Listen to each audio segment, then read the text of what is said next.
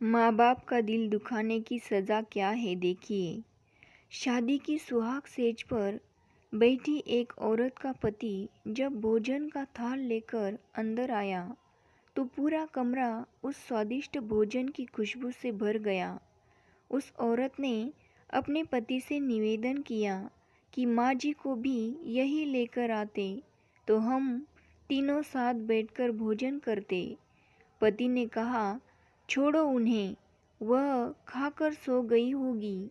आओ हम साथ में भोजन करते हैं।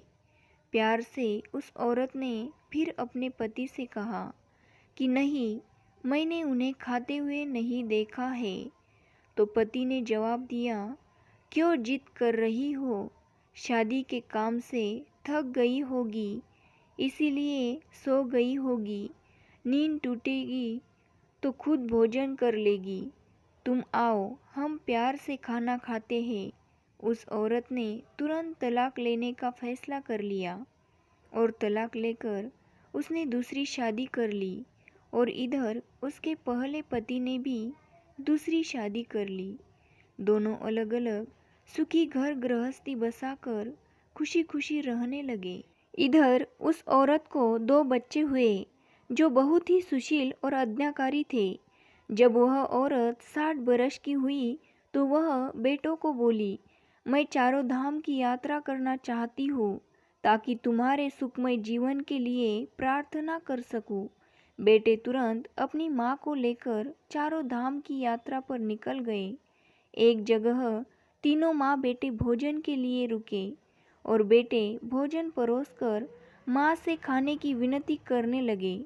उसी समय उस औरत की नज़र सामने एक फटे कपड़े, हाल और गंदे से एक बूढ़े आदमी पर पड़ी जो इस औरत के भोजन और बेटों की तरफ बहुत ही पहली नज़र से देख रहा था।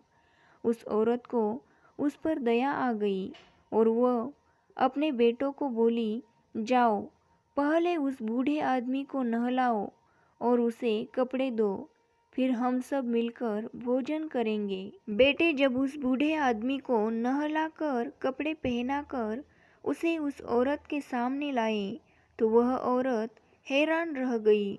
वह बूढ़ा आदमी वही था जिससे उसने शादी की सुहाग रात को ही तलाक ले लिया था। उसने उससे पूछा कि क्या हो गया जो तुम्हारी हालत इतनी बेकार हो गई।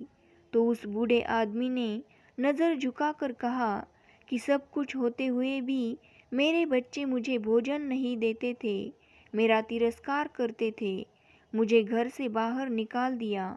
उस औरत ने उस बूढ़े से कहा कि इस बात का अंदाज़ा तो मुझे तुम्हारे साथ सुहाग रात को ही लग गया था, जब तुम पहले अपनी बूढ़ी माँ को भोजन कराने के बजाय स्वादिष्ट भोजन की थाल को लेकर मेरे कमरे में आ गए और मेरे बार बार कहने के बावजूद भी आपने अपनी माँ का तिरस्कार किया। उसी का फल आज आप भोग रहे हैं। जैसा व्यवहार हम अपने बुजुर्गों के साथ करेंगे, उसी को देखकर हमारे बच्चों को यही लगता है कि शायद यही हमारी परंपरा है। हमेशा माँ बाप की सेवा करना ही हमारा फर्ज बनता है। दोस्तों, जिस घर में माँ बाप हंसते हैं वही प्रभु बसते हैं।